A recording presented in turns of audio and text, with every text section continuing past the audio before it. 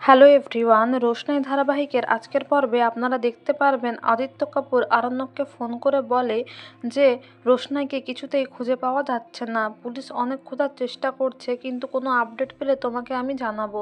আরণ্যক খবরটা শুনে ভেঙে পড়ে, লালনকে মিনিকে শেয়ার করে। লালন বলে, যেই রোশনাই তোমাকে বাঁচানোর জন্য এত কিছু করলো, তাকে তুমি বাঁচাতে যাবে না? তুমি হাত পা গুটিয়ে বসে থাকবে? আরণ্যক বলে, আমার কোনো উপায় নেই, আমি কি করব? নিজেকে খুব বেকার মনে হচ্ছে, I am good for nothing মনে হচ্ছে। এদিকে গরিমার পেটে যন্ত্রণা শুরু হলে আরণ্যক বলে, ডক্টর ঘোষকে কল করে জানিয়েছো নাকি আমি জানাবো? তারপর গরিমা বলে যে কাল রাত থেকেই পেট ব্যথা হচ্ছিল অল্প অল্প করে, কিন্তু তুমি ঘুমোচ্ছিলে বলে আমি তোমায় কিছু বলিনি। বাচ্চাটা বাঁচবে তো? গরিমার এই কথা শুনে আরণ্যক অবাক হয়ে যায়, বলে আমি শুয়েছিলাম বলে তুমি কিছু বলনি?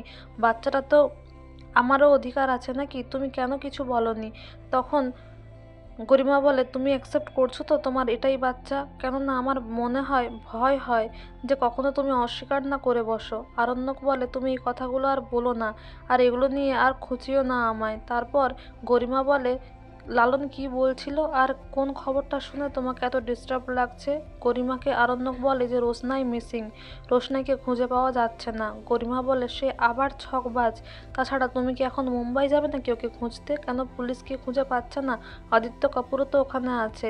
আমি এখন তোমার রেসপন্সিবিলিটি, আর তুমি আমায় ছেড়ে চলে যাবে? আরণ্যক বলে, না, আমি তোমায় ছেড়ে যাব না, আমার দায়িত্ব আমি পালন করব।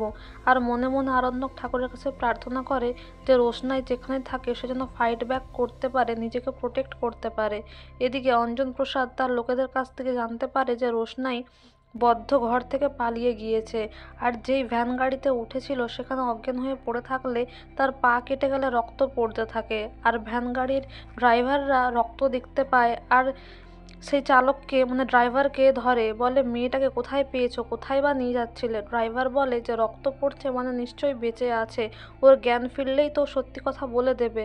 এদিকে আদিত্য আবার আরণ্যককে ফোন করে বলে, মনে হয় রোশনাই আর বেঁচে নেই, অঞ্জন প্রসাদের লোকেরা বোধহয় ওকে আর বাঁচতে দিল না।